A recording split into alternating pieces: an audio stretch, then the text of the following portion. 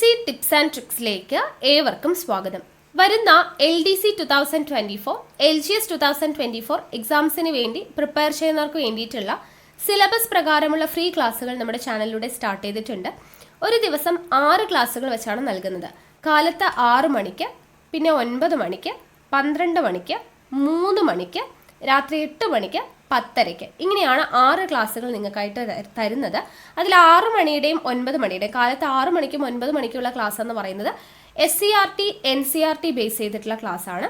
12 മണിക്ക് നമുക്ക് SCERT NCERT മാത്രം പഠിച്ചാൽ പോരാ, അഡീഷണൽ ആയിട്ട് പഠിക്കണം എന്ന് പറയുന്ന ടോപ്പിക്സ് ഉണ്ടല്ലോ, സബ്ജക്ട്സ് ഉണ്ടല്ലോ, അതിൻ്റെ ടോപ്പിക് വൈസ് ആയിട്ടുള്ള ക്ലാസ് ആണ്. ഇപ്പോൾ നമ്മൾ ഇന്ത്യൻ കോൺസ്റ്റിറ്റ്യൂഷൻ നോക്കിക്കൊണ്ടിരിക്കുന്നു. അത് കഴിഞ്ഞാൽ ഉടനെ നമ്മൾ എക്കണോമിക്സ് സ്റ്റാർട്ട് ചെയ്യുന്നതാണ്. പിന്നെ 3 മണിക്ക് ഇംഗ്ലീഷ്, മാത്സ്, മലയാളം. അത് ഒരാഴ്ച തന്നെ 3ഉം കൂടെ കവറാകുന്ന രീതിയിൽ 2 ദിവസം ഇംഗ്ലീഷ്, 2 ദിവസം മാത്സ്, 2 ദിവസം മലയാളം. ഓക്കെ, അങ്ങനെയാണ് പോകുന്നത്.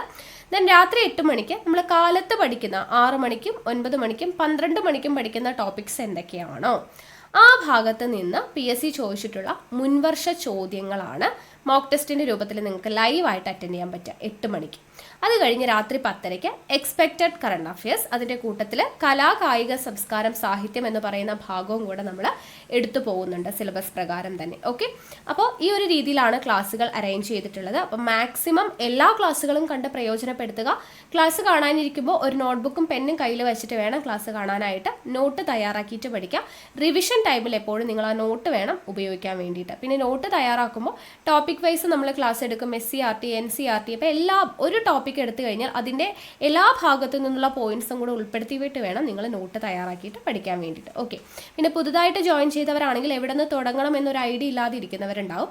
അങ്ങനെയുള്ളവർ ടെലഗ്രാം ചാനലിൽ ജോയിൻ ചെയ്യാം കേട്ടോ. ടെലഗ്രാമിൽ ജോയിൻ ചെയ്യാൻ വേണ്ടിയിട്ട് ലിങ്ക് ഞാൻ താഴെ ഡിസ്ക്രിപ്ഷൻ ബോക്സിലും കമൻറ്റ് ബോക്സിൽ ഫസ്റ്റ് കമൻ്റ് ആയിട്ട് കൊടുത്തിട്ടുണ്ട്. അപ്പോൾ ടെലഗ്രാമിൽ ജോയിൻ ചെയ്തിട്ട് നിങ്ങൾ തുടക്കം മുതൽ നോക്കാം. ക്ലാസ് 1, ക്ലാസ് 2 എന്ന് പറഞ്ഞ് നമ്മൾ നമ്പർ കൊടുത്ത് ഓരോ ദിവസത്തെയും ഡേറ്റ് ഇട്ട് അന്ന് എന്തൊക്കെ കാര്യങ്ങൾ പഠിക്കണം എന്ന് സിസ്റ്റമാറ്റിക് ആയിട്ടാണ് നമ്മൾ പോകുന്നത്.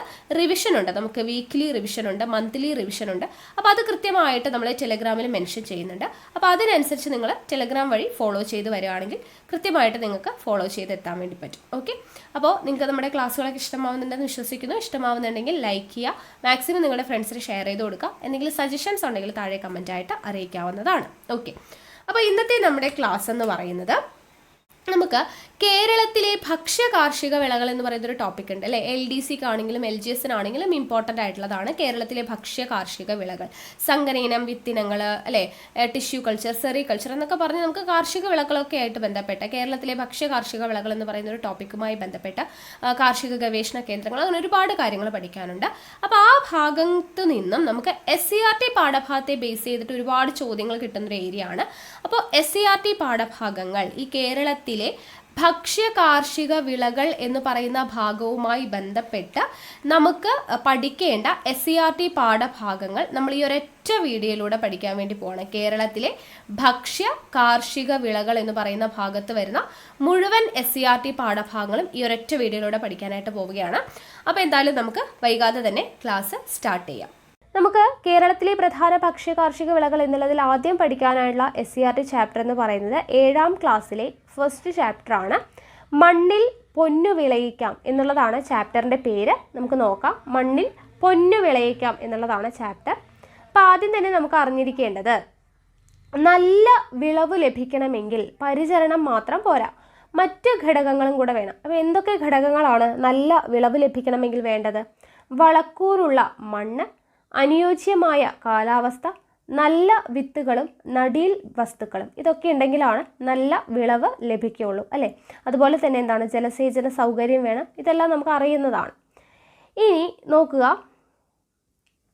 നമുക്ക് പഠിക്കാനുള്ളത് പാകി മുളപ്പിക്കൽ എന്താണ്.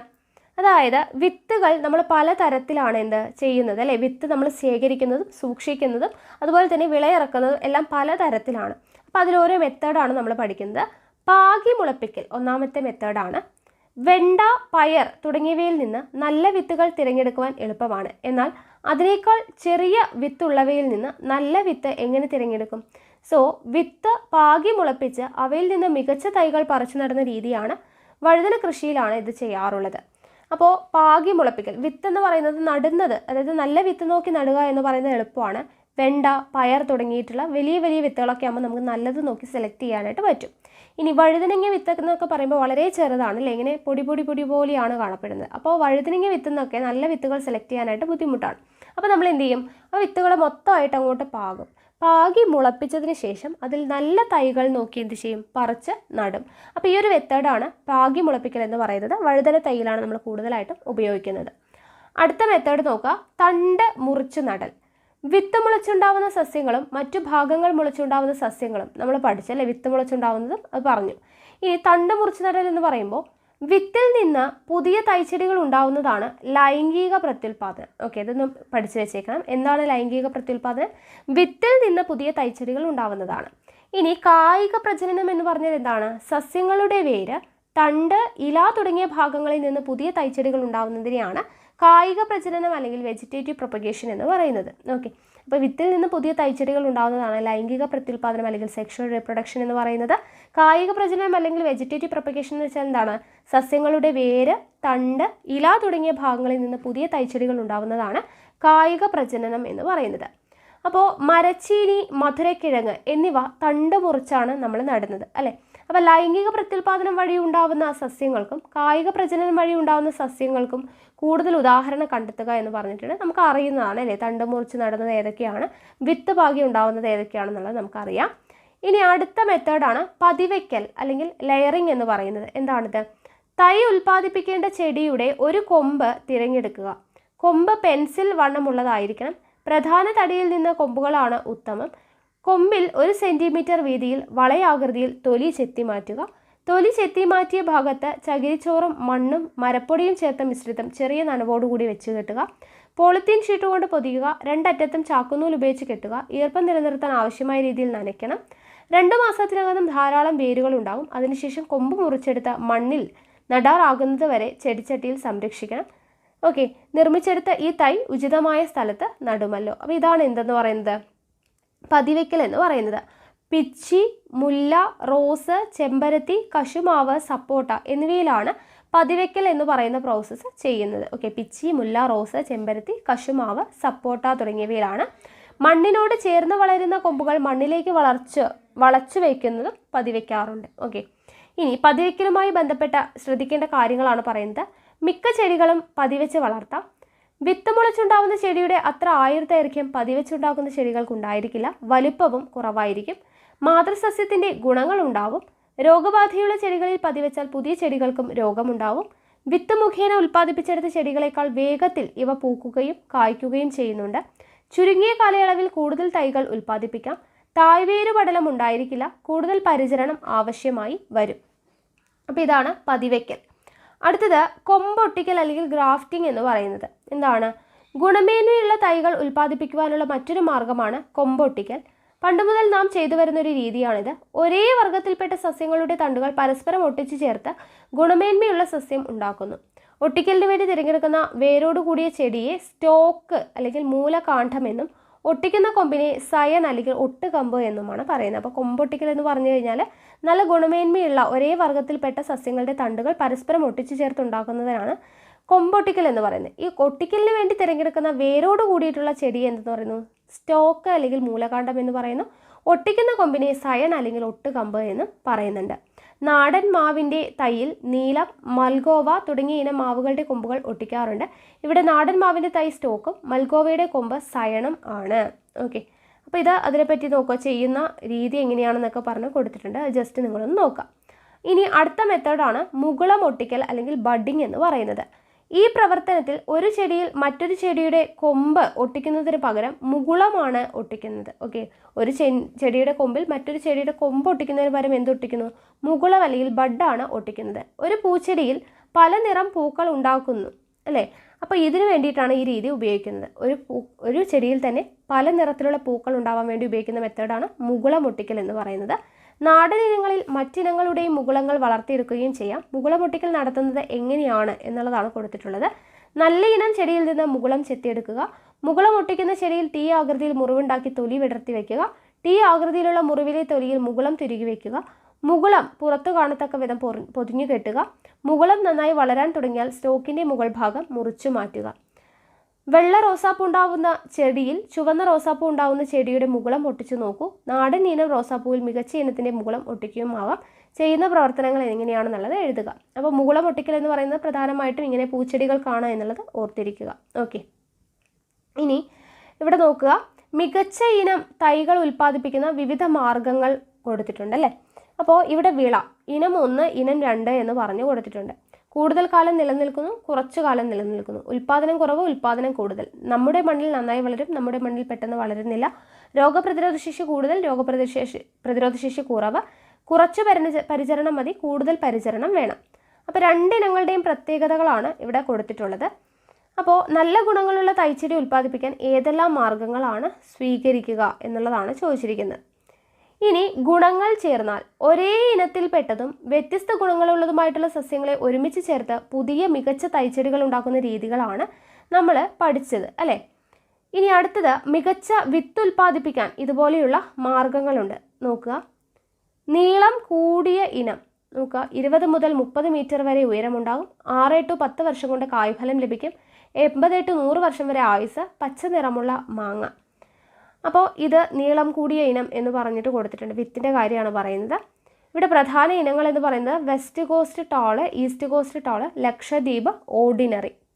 അടുത്ത നീളം കുറഞ്ഞ ഇനം ഡ്വാർഫ് എന്ന് പറയുമ്പോൾ 8 to 10 മീറ്റർ ഉയരമുണ്ടാവും, 4 മുതൽ 5 വർഷത്തിനുള്ളിൽ കായ്ഫലം തരും, 30 to 35 വർഷം വരെ ആയുസ്, മഞ്ഞ, ഓറഞ്ച്, തവിട്ട് നിറങ്ങളിലുള്ള തേങ്ങ ഉണ്ടാവുന്നു. പ്രധാന ഇനങ്ങളാണ് ചാവക്കാട് ഓറഞ്ച്, ചാവക്കാട് ഗ്രീന്, ഗംഗ ബൗദ്ധം എന്നുള്ള. ഓക്കെ, അപ്പോൾ ഇത് വിത്തുകളുടെ കാര്യത്തിൽ പഠിച്ചു വയ്ക്കുക. ഇനി 2ൻ്റെയും ഗുണങ്ങൾ ചേർന്ന ടോൾ ഇൻറ്റു ഡ്വാർഫ് പുതിയ വിത്ത് ഉൽപ്പാദിപ്പിക്കാൻ സാധിച്ചാൽ അതിൻ്റെ എല്ലാം സവിശേഷത എന്തായിരിക്കും? അതാണ് ഹൈബ്രിഡൈസേഷൻ അല്ലെങ്കിൽ വർഗ്ഗസങ്കരണം എന്ന് പറയുന്നത്. അതായത് ഒരേ വിഭാഗത്തിൽപ്പെട്ടതും വ്യത്യസ്ത സ്വഭാവ സവിശേഷതകളുള്ളതുമായിട്ടുള്ള ചെടികൾ തമ്മിൽ കൃത്രിമ പരാഗണം നടത്തി പുതിയ വിത്തുകൾ ഉൽപ്പാദിപ്പിക്കുന്ന രീതിയാണ് വർഗ്ഗസങ്കരണം.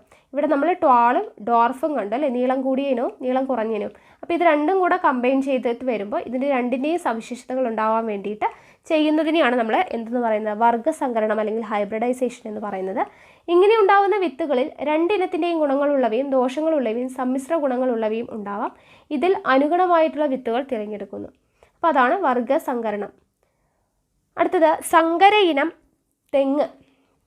ചില സങ്കര ഇനം തെങ്ങുകളെ പരിചയപ്പെടാം. നമുക്ക് എക്സാമ്പിൾ തന്നിട്ട് ഇത് തെങ്ങിൻ്റെ ആണോ ഏതിൻ്റെ ആണ് എന്നുള്ളതാണ് ചോദിക്കുക, ഏതിൻ്റെ സങ്കര ഇനമാണ് എന്നുള്ളതാണ് നമുക്ക് ക്വസ്റ്റ്യൻ വരാം. അപ്പോൾ നോക്കുക, ചന്ദ്രലക്ഷ തെങ്ങിൻ്റെയാണ് പറയുന്നത്. ചന്ദ്രലക്ഷ ലക്ഷദ്വീപ് ഓർഡിനറിനെയും ചാവക്കാട് ഓറഞ്ചിനെയും കൂടെയിട്ട് കമ്പൈൻ ചെയ്ത വർഗ്ഗസങ്കരണം നടത്തിയതാണ് ചന്ദ്രലക്ഷ എന്ന് പറയുന്നത്. ചന്ദ്രശങ്കര എന്ന് പറയുന്നത് ചാവക്കാട് ഓറഞ്ചിനെയും വെസ്റ്റ് കോസ്റ്റ് ടോളിനെയും കൂടെയിട്ട് ഹൈബ്രിഡൈസേഷൻ നടത്തിയതാണ് ചന്ദ്രശങ്കര. ലക്ഷഗംഗ എന്ന് പറയുന്നത് ലക്ഷദ്വീപ് ഓർഡിനറിയും ഗംഗാബോന്ധത്തെയും കൂടിയിട്ട് ഹൈബ്രിഡൈസേഷൻ നടത്തിയതാണ് ലക്ഷഗംഗ. അപ്പോൾ ഇതെല്ലാമാണ് സങ്കരീനം തെങ്ങുകൾക്ക് എക്സാമ്പിൾ. ചന്ദ്രലക്ഷ, ചന്ദ്രശങ്കര, ലക്ഷഗംഗ. ഇനി ഇതുപോലെ സങ്കരീനം വിത്തുകൾ നോക്കുക. നെല്ലിൻ്റെ വിത്താണ് പവിത്ര, ഹ്രസ്വ, അന്നപൂർണ. അപ്പോൾ നമ്മൾ പ്രധാന ഭക്ഷ്യ കാർഷിക വിളകൾ കോഡ് ഉപയോഗിച്ച് വീഡിയോ ചെയ്തിട്ടുണ്ടായിരുന്നു. അപ്പോൾ അത് കാണാത്തിട്ടുണ്ടെങ്കിൽ കണ്ടു കഴിഞ്ഞാൽ നിങ്ങൾക്ക് ഇതിൻ്റെ പേരുകളൊക്കെ തെറ്റാതെ പഠിച്ചു വയ്ക്കാനായിട്ട് പറ്റും. അപ്പോൾ നെല്ല് എന്ന് പറയുന്നത് പവിത്ര, ഹ്രസ്വ, അന്നപൂർണ.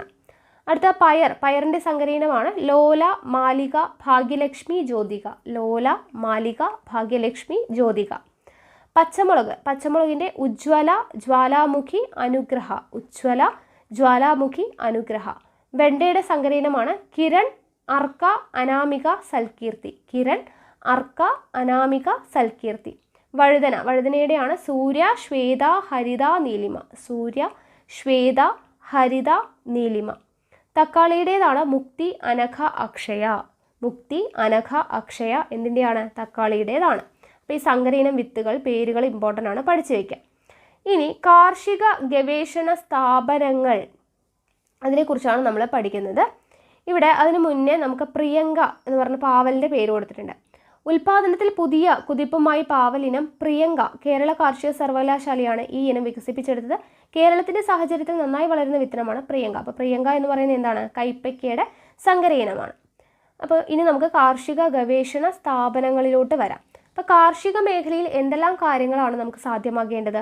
മികച്ച ഉൽപാദനം, വേഗത്തിൽ വിളവ് ലഭിക്കൽ, രോഗബാധ ഇല്ലാതിരിക്കൽ, കുറഞ്ഞ ചിലവിൽ പരിചരണം, മികച്ച വിത്ത് അല്ലെങ്കിൽ നടീൽ വസ്തു ലഭ്യമാക്കൽ. ഈ ആവശ്യങ്ങൾ സാധ്യമാക്കുന്നതിന് വേണ്ടിയിട്ട് കാർഷിക ഗവേഷണ സ്ഥാപനങ്ങൾ പ്രവർത്തിക്കുന്നു. ഏതെങ്കിലും കാർഷിക ഗവേഷണ സ്ഥാപനം നമ്മുടെ നാട്ടിലുണ്ടോ എന്നൊക്കെയാണ് ചോദിക്കുന്നത്. അപ്പോൾ നമ്മുടെ നാട്ടിലെ ചില കാർഷിക ഗവേഷണ സ്ഥാപനങ്ങളെക്കുറിച്ച് നോക്കാം. ഒന്ന്, കേരള കാർഷിക സർവകലാശാല, മണ്ണൂത്തി, തൃശ്ശൂർ. കേരള കാർഷിക സർവകലാശാല എവിടെയാണ്? മണ്ണൂത്തി, തൃശ്ശൂർ. അടുത്തത് കേന്ദ്ര കിഴങ്ങുവിള ഗവേഷണ കേന്ദ്രം, ശ്രീകാര്യമാണ്, തിരുവനന്തപുരം. ശ്രീകാര്യം എപ്പോഴും ചോദിക്കുന്നതാണ്. കേന്ദ്ര കിഴങ്ങുവിള ഗവേഷണ കേന്ദ്രം എവിടെയാണ് സ്ഥിതി ചെയ്യുന്നത്? ശ്രീകാര്യമാണ്, Thiruvananthapuram. Indian institute of spices research, okay, Indian institute of spices research സ്ഥിതി ചെയ്യുന്നത് കോഴിക്കോടാണ്. Rubber research institute of India, rubber research institute of India സ്ഥിതി ചെയ്യുന്നത് കോട്ടയം. കേന്ദ്ര തോട്ടവിള ഗവേഷണ കേന്ദ്രം സ്ഥിതി ചെയ്യുന്നത് കാസർഗോഡാണ്.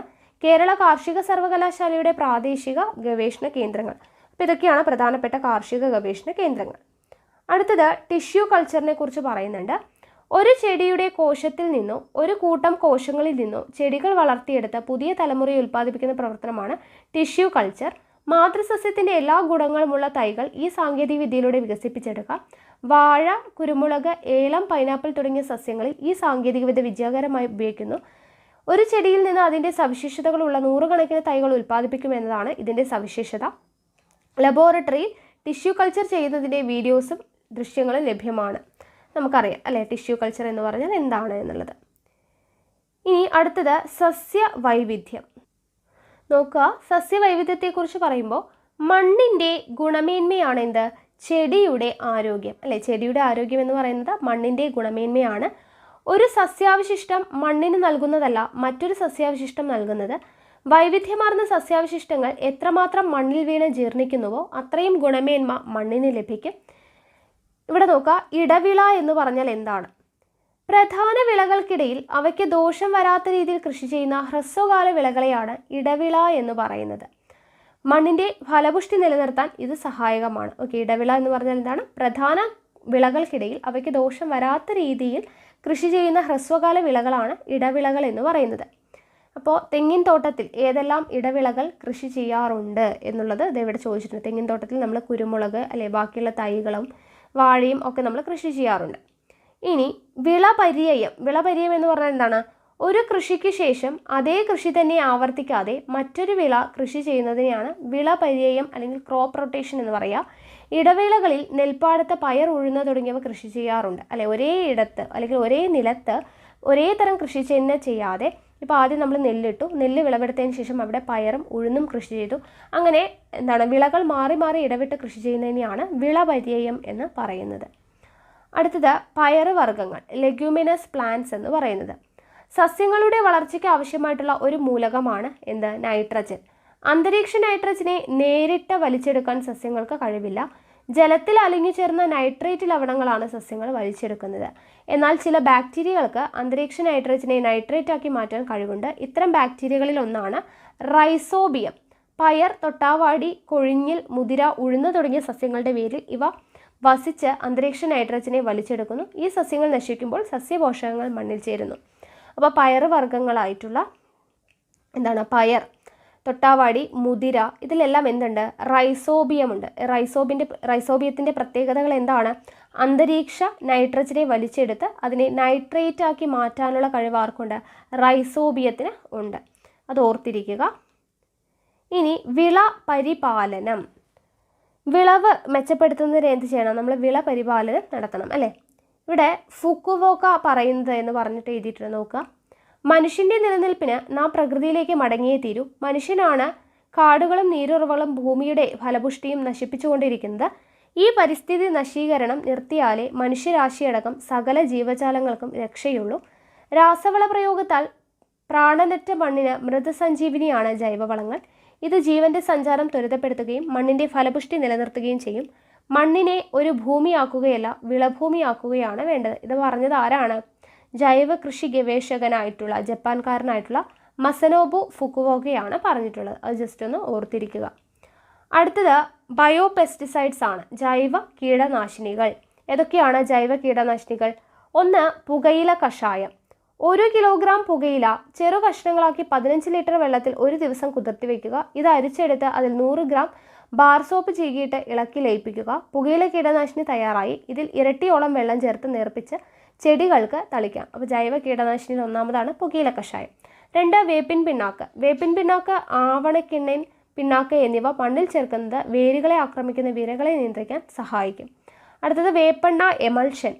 60 ഗ്രാം സോപ്പ് 1/2 ലിറ്റർ വെള്ളത്തിൽ ലയിപ്പിക്കുക. ഇത് 1 ലിറ്റർ വേപ്പെണ്ണയുമായി ചേർത്തെടുക്കുക. 10 ലിറ്റർ വെള്ളം ചേർത്ത് നിറപ്പിച്ച് ചെടികളിൽ തളിക്കാം. അപ്പോൾ വേപ്പെണ്ണ എമൾഷൻ, വേപ്പിൻ പിണ്ണാക്ക്, പുകയില കഷായം ഇതെല്ലാം ജൈവ കീടനാശിനികളാണ്. ഇനി ജൈവ വളങ്ങൾ ഏതൊക്കെയാണ്? ചാണകം, പച്ചിലവളം, കമ്പോസ്റ്റ് വളം, മത്സ്യവളം, കോഴിക്കാഷ്ടം, ആട്ടിൻ കാഷ്ടം, എല്ലുപൊടി ഇതെല്ലാം എന്താണ്? ജൈവ വളങ്ങളാണ്. ജൈവ വളങ്ങളുടെയും ജൈവ കീടനാശിനികളുടെയും ഉപയോഗം ശീലമാക്കേണ്ടതിൻ്റെ പ്രാധാന്യം അതൊക്കെ നമുക്ക് അറിയുന്നതാണ് അല്ലേ. അപ്പോൾ നോക്കുക, ഇനി അടുത്തത് നമുക്ക് പഠിക്കാനായിട്ടുള്ളത് പരുത്തി, ഓക്കെ, കോട്ടൺ അതിനെക്കുറിച്ചൊക്കെയാണ്. അപ്പോൾ നോക്കുക, ഭക്ഷ്യ കൃഷി മാത്രമല്ല അല്ലേ, ഭക്ഷ്യവിളകൾ മാത്രമല്ല നമ്മൾ കൃഷി ചെയ്യുന്നത്, മറ്റു വിളകളും കൂടെ കൃഷി ചെയ്യുന്നുണ്ട്. അപ്പോൾ അതിന് എക്സാമ്പിളാണ് പരുത്തി അല്ലെങ്കിൽ കോട്ടൺ എന്ന് പറയുന്നത്. ഇന്ത്യയിൽ കൃഷി ചെയ്യുന്ന പ്രധാന നാരുവിളയാണ് എന്ത്? പരുത്തി. പൂർണ്ണ വളർച്ചയെത്തിയ പരുത്തിയിൽ നിന്ന് പഞ്ഞിയും കുരുവും വേർതിരിച്ചെടുക്കുന്നു. പഞ്ഞിയിൽ നിന്ന് നൂലുണ്ടാക്കുന്നു. പരുത്തിക്കുരു കാലിത്തീറ്റയായിട്ട് ഉപയോഗിക്കാം. പരുത്തിക്കുരുവിൽ നിന്ന് ശേഖരിക്കുന്ന എണ്ണ വ്യാവസായിക ആവശ്യങ്ങൾക്ക് ഉപയോഗിക്കാറുണ്ട്. അപ്പോൾ പരുത്തി ഒരു നാരുവിളയാണെന്ന് ഓർത്തിരിക്കുക. അടുത്ത ചണം അല്ലെങ്കിൽ ജൂട്ട് എന്ന് പറയുന്നത്. ലോകത്തെ ഏറ്റവും കൂടുതൽ ചണം ഉൽപ്പാദിപ്പിക്കുന്ന രാജ്യം ഇന്ത്യയാണ്. ചണച്ചെടിയുടെ തണ്ടിൽ നിന്നാണ് ചണനാരുകൾ ലഭിക്കുന്നത്. ചണക്കെട്ടുകൾ വെള്ളത്തിൽ താഴ്ത്തി വെച്ച് അഴുകിയതിനു ശേഷം തല്ലി തേച്ച് നാരുകൾ വേർപെടുത്തുന്നു. നാം ഉപയോഗിക്കുന്ന ചാക്കുനൂൽ ചണനാരുകളാണ്. ഓക്കെ. അടുത്തത് കയർ. നാളികേര തൊണ്ടുകൾ വെള്ളത്തിലിട്ട് കുതിർക്കുന്നു. പിന്നീട് തൊണ്ട് തല്ലി നാരുകൾ വേർതിരിച്ചെടുക്കുന്നു. ഇവ പിരിച്ച് പലതരം കയർ ഉൽപ്പന്നങ്ങൾ നിർമ്മിക്കുന്നു. ഓക്കെ, കയർ എന്താണെന്നുള്ളത് നമുക്ക് എല്ലാവർക്കും അറിയുന്നതാണ്. അടുത്തത് ഇൻ്റഗ്രേറ്റഡ് ഫാമിംഗ് അല്ലെങ്കിൽ സംയോജിത കൃഷി. എന്താണ് സംയോജിത കൃഷി എന്ന് പറയുന്നത്? നോക്കുക, താറാവ് കൂട് മത്സ്യക്കുളത്തിന് മുകളിൽ വയ്ക്കുന്നത് കൊണ്ടുള്ള പ്രയോജനങ്ങൾ നോക്കുക. താറാവ് ഉപേക്ഷിക്കുന്ന തീറ്റ മത്സ്യങ്ങൾക്ക് ലഭിക്കും. താറാവിൻ്റെ കാഷ്ടം ജലസസ്യങ്ങളുടെ വർധനവിന് കാരണമാകും. ജലസസ്യങ്ങൾ മത്സ്യങ്ങളുടെ ആഹാരമാണ്. ജലാശയത്തിലെ കീടങ്ങൾ, പായലുകൾ, ഒച്ച്, തവളക്കുഞ്ഞുങ്ങൾ എന്നിവ താറാവിന് ഭക്ഷണമായി ലഭിക്കും.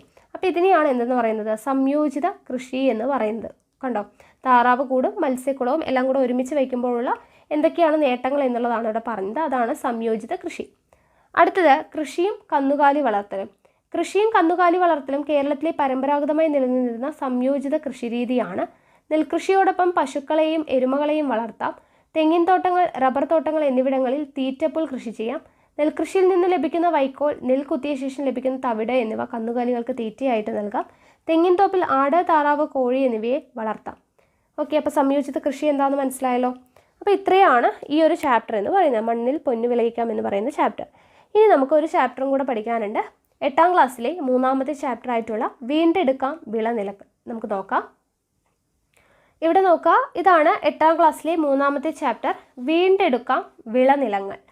അപ്പോൾ ആദ്യം തന്നെ ഇവിടെ ഭക്ഷ്യദൗർലഭ്യത്തിൻ്റെ കുറച്ച് പിക്ചറുകൾ കൊടുത്തിട്ടുണ്ട്. ഇനി നമുക്ക് ആദ്യം തന്നെ പഠിക്കാനുള്ളത് നല്ല നാളേക്ക് എന്ന് പറഞ്ഞൊരു കോളം കൊടുത്തിട്ടുണ്ട്. നോക്കുക, എല്ലാവർക്കും ആരോഗ്യകരമായ ജീവിതം നയിക്കുന്നതിന് വേണ്ട ഭക്ഷണം ആവശ്യാനുസരണം ലഭ്യമാകുന്ന സാഹചര്യമാണ് ഭക്ഷ്യസുരക്ഷ. എന്താണ് ഭക്ഷ്യസുരക്ഷ? എല്ലാവർക്കും ആരോഗ്യകരമായ ജീവിതം നയിക്കുന്നതിന് വേണ്ട ഭക്ഷണം ആവശ്യാനുസരണം ലഭ്യമാക്കുന്ന സാഹചര്യമാണ് ഭക്ഷ്യസുരക്ഷ.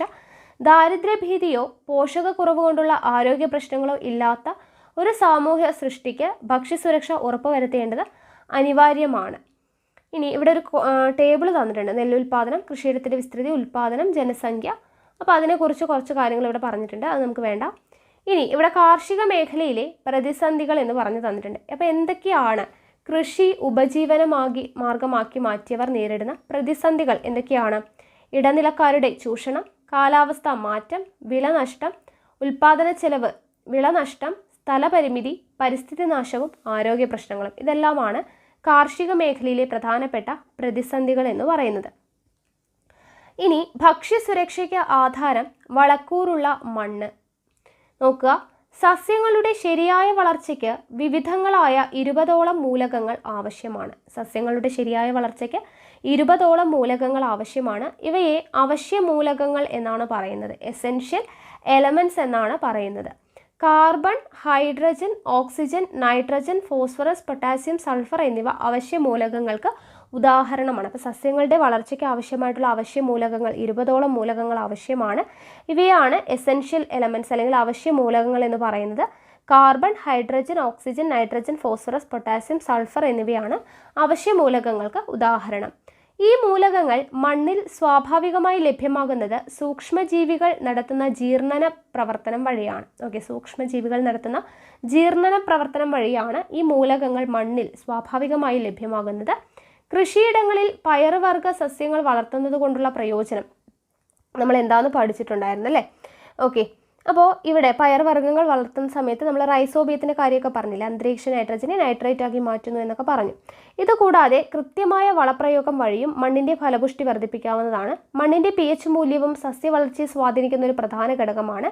മണ്ണിലടങ്ങിയിട്ടുള്ള മൂലകങ്ങളുടെ അളവും pH മൂല്യവും മണ്ണ് പരിശോധനയിലൂടെ തിരിച്ചറിയാനാവും. ബാക്ടീരിയകൾ, കുമിളുകൾ, ആൽഗകൾ, ചിതൽ, മണ്ണിര തുടങ്ങിയ ജീവിവർഗ്ഗങ്ങൾ മണ്ണിൻ്റെ ഫലപുഷ്ടി വർദ്ധിപ്പിക്കാൻ സഹായിക്കുന്നു. അടുത്തത് നോക്കുക, വളം തരുന്ന ജീവാണുക്കൾ. മണ്ണിൻ്റെ ഫലപുഷ്ടി വർദ്ധിപ്പിക്കാൻ സഹായിക്കുന്ന സൂക്ഷ്മജീവികൾ അടങ്ങിയിട്ടുള്ള പദാർത്ഥങ്ങളാണ് എന്ത്? ജീവാണുവളങ്ങൾ. മണ്ണിൻ്റെ ഫലപുഷ്ടി വർദ്ധിപ്പിക്കാൻ സഹായിക്കുന്ന സൂക്ഷ്മജീവികൾ അടങ്ങിയിട്ടുള്ള പദാർത്ഥങ്ങളാണ് ജീവാണുവളങ്ങൾ. ജീവാണുക്കളുടെ സാന്നിധ്യം മണ്ണിലെ സസ്യവളർച്ചയ്ക്ക് ആവശ്യമായിട്ടുള്ള ഘടകങ്ങളുടെ അളവ് കൂട്ടാൻ സഹായിക്കുന്നു.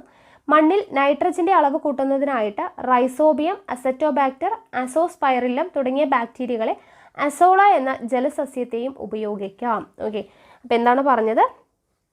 സസ്യങ്ങൾക്ക് ആവശ്യമായിട്ടുള്ള ജീവാണുക്കളുടെ സാന്നിധ്യം മണ്ണിലെ സസ്യവളർച്ചയ്ക്ക് ആവശ്യമായിട്ടുള്ള ഘടകങ്ങളുടെ അളവ് കൂട്ടാൻ സഹായിക്കുന്നു.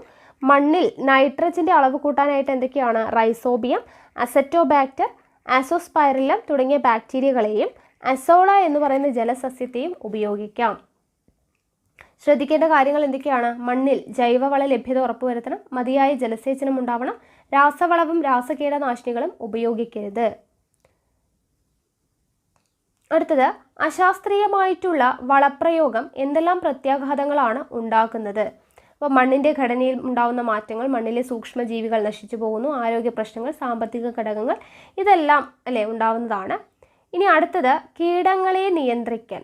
ഓക്കെ, കീടങ്ങളെ നിയന്ത്രിക്കാൻ കർഷകർ അഭിമുഖീകരിക്കുന്ന മറ്റൊരു പ്രധാന പ്രശ്നമാണ് എന്ത്? കീടങ്ങളുടെ ആക്രമണം. ഇത് മറികടക്കാൻ രാസകീടനാശിനികൾ ഉപയോഗിക്കുന്നത് സാധാരണമാണ്. കീടങ്ങളെ മുഴുവനായും കൊന്നൊടുക്കുക എന്നതാണ് രാസകീട നിയന്ത്രണത്തിൻ്റെ രീതി. എന്നാൽ കീടങ്ങൾ അതിജീവനശേഷി നേടുന്നതോടുകൂടി വീര്യം കൂടിയ കീടനാശിനികൾ കൂടുതൽ അളവിൽ ഉപയോഗിക്കേണ്ടി വരുന്നു. രാസകീടനാശിനികളുടെ അമിതമായ പ്രയോഗം ഒട്ടനവധി പാരിസ്ഥിതിക ആരോഗ്യ പ്രശ്നങ്ങളും ഉണ്ടാക്കുന്നുണ്ട്. അപ്പോൾ അതിനൊരു എക്സാമ്പിളാണ് ക്യാൻസർ രോഗം പകരുന്നു അല്ലേ? തിരുവനന്തപുരം. രാസകീടനാശിനികളുടെ വ്യാപകമായ ഉപയോഗം ക്യാൻസർ ബാധിതരുടെ എണ്ണത്തിലുണ്ടായ വർധനവിനെ ഒരു പ്രധാന കാരണമായി സംശയിക്കപ്പെടുന്നു. ഭൂഗർഭജലത്തിൽ വരെ കൂടിയ അളവിൽ കീടനാശിനികളുടെ സാന്നിധ്യം കണ്ടെത്താനായ ആശങ്ക സൃഷ്ടിക്കുന്നുണ്ട്. അപ്പോൾ ജസ്റ്റ് എന്താണ് പറയുക, വളരെ ചെറിയ ബേസിക് ആയിട്ടുള്ള കുറച്ച് കാര്യങ്ങളാണ്. അപ്പോൾ ഇമ്പോർട്ടൻ്റ് ആയിട്ടുള്ളത് വരുമ്പോൾ പറയാം, അപ്പോൾ നോട്ട് ചെയ്ത് വെച്ചാൽ മതി കേട്ടോ. അടുത്ത നോക്കാം, കീടങ്ങളും പ്രകൃതിദത്ത ശത്രുക്കളും. എന്തുകൊണ്ടാണ് ചില കീടങ്ങൾ ക്രമാതീതമായി പെരുകുന്നത്? അവയെ ഇരയാക്കുന്ന ജീവികളുടെ എണ്ണത്തിലുണ്ടാവുന്ന കുറവ് ഇതിനൊരു പ്രധാന കാരണമാണ്. കീടങ്ങളെ ഭക്ഷണമാക്കുന്നവയെയും കീടങ്ങൾക്ക് രോഗം പരത്തുന്ന ജീവികളെയും കീടങ്ങളിൽ പരാതമായി ജീവിക്കുന്നവയെയും കീടങ്ങളുടെ പ്രകൃതിദത്ത ശത്രുക്കൾ എന്ന് വിളിക്കാം. കീടനിയന്ത്രണത്തിന് ഈ ജീവികളുടെ സേവനം കൃഷിയിൽ ഫലപ്രദമായിട്ട് പ്രയോജനപ്പെടുത്താം. നോക്കുക, സംയോജിത കീടനിയന്ത്രണ മാർഗം, ഇൻ്റഗ്രേറ്റഡ് പെസ്റ്റ് മാനേജ്മെൻറ്റ്, IPM എന്ന് പറയുന്നത് എന്താണ്? മുഴുവൻ കീടങ്ങളെയും കൊന്നൊടുക്കാൻ ശ്രമിക്കുക എന്നതിന് പകരം കീടങ്ങളുടെ പെരുകൾ തടയുകയും വിളനഷ്ടം ഉണ്ടാകാത്ത അവസ്ഥയിലേക്ക് കീടങ്ങളുടെ എണ്ണം പരിമിതപ്പെടുത്തുകയും ചെയ്യുക എന്നതാണ് സംയോജിത കീടനിയന്ത്രണ രീതിയുടെ അടിസ്ഥാന തത്വം. രാസകീടനാശിനി പ്രയോഗം പരമാവധി കുറച്ച് ജൈവ കീടനാശിനികൾ, മിത്രകീടങ്ങൾ, യന്ത്രകീട നിയന്ത്രണം തുടങ്ങിയ നിയന്ത്രണ മാർഗങ്ങൾ ആവശ്യാനുസരണം തിരഞ്ഞെടുത്ത് ഉപയോഗിക്കുക വഴി ആവാസ വ്യവസ്ഥയ്ക്ക് കോട്ടം തട്ടാതെ കീടനിയന്ത്രണം സാധ്യമാക്കുന്ന രീതിയാണ് സംയോജിത കീട നിയന്ത്രണം എന്ന് പറയുന്നത്. ഇനി അടുത്തത് നോക്കാം, കൃഷി ആദായകരമല്ലാതാകുന്നതിൻ്റെ പ്രധാന കാരണങ്ങളിലൊന്ന് കൃഷിക്ക് വേണ്ടി വരുന്ന കൂടിയ മുതൽ മുടക്കാണ്. വിത്തിനും വളത്തിനും കീടനാശിനിക്കും വേണ്ടി വൻ തുക മുടക്കേണ്ടി വരുന്നത് കർഷകന് സാമ്പത്തിക ബാധ്യത ഉണ്ടാക്കുന്നു. മണ്ണിൻ്റെ ഫലപുഷ്ടി കുറഞ്ഞു വരികയും അതിജീവനശേഷിയുള്ള കീടങ്ങൾ പെരുകുകയും ചെയ്യുമ്പോൾ കൂടുതൽ വളവും കീടനാശിനികളും ഉപയോഗിക്കേണ്ടതായിട്ട് വരുന്നു. വളത്തിൻ്റെയും രാസകീടനാശിനിയുടെയും അമിതമായ ഉപയോഗം താൽക്കാലിക ലാഭം നൽകുമെങ്കിലും ക്രമേണ കൃഷിയിടം മൃതഭൂമിയായി മാറും. ഈ സാഹചര്യത്തിലാണ് സുസ്ഥിര കൃഷി എന്ന ആശയം പ്രസക്തമാവുന്നത്. വളവും കീടനാശിനികളും ഉൾപ്പെടെ പുറമേ നിന്നുള്ള വസ്തുക്കളുടെ ഉപയോഗം കുറിച്ച് സംയോജിത കൃഷിയിലൂടെ ഒന്നിൻ്റെ അവശിഷ്ടം മറ്റൊന്നിൻ്റെ വളമായി നൽകുന്ന രീതിയാണ് ഇവിടെ പ്രയോഗിക്കുന്നത്. ഈ രീതി പിന്തുടരുന്ന കൃഷിയിടത്തിൽ വൈവിധ്യമാർന്ന വിളകൾ ഉണ്ടാവും. ഒന്നും മാലിന്യമായി അവശേഷിക്കുകയില്ല. ഭക്ഷ്യവിളകൾക്ക് മുൻതൂക്കം നൽകുന്നതിലൂടെ വിപണി ആശ്രയത്വം കുറയ്ക്കുവാനും ഈ മേഖലയിലെ വിലക്കയറ്റത്തിൽ നിന്ന് രക്ഷ നേടുവാനും കഴിയും. നാടൻ ഇനങ്ങളെ വളർത്തുന്നതിലൂടെ ജൈവ വൈവിധ്യ സംരക്ഷണവും സാധ്യമാകും. അപ്പോൾ ഇതൊക്കെ ജസ്റ്റ് ഒന്ന് നിങ്ങളൊന്ന് വായിച്ചാൽ മതി കേട്ടോ. അടുത്തത്, മാറുന്ന കാഴ്ചപ്പാടുകൾ. വർദ്ധിച്ചു വരുന്ന ജനസംഖ്യയ്ക്ക് അനുസൃതമായി കാർഷികോൽപാദനം വർദ്ധിപ്പിക്കുവാനുള്ള ശ്രമങ്ങളുടെ ഭാഗമായിട്ടാണ് അത്യുൽപാദന ശേഷിയുള്ള വിത്തിനങ്ങൾ വൻതോതിൽ പ്രചരിപ്പിക്കപ്പെട്ടത്.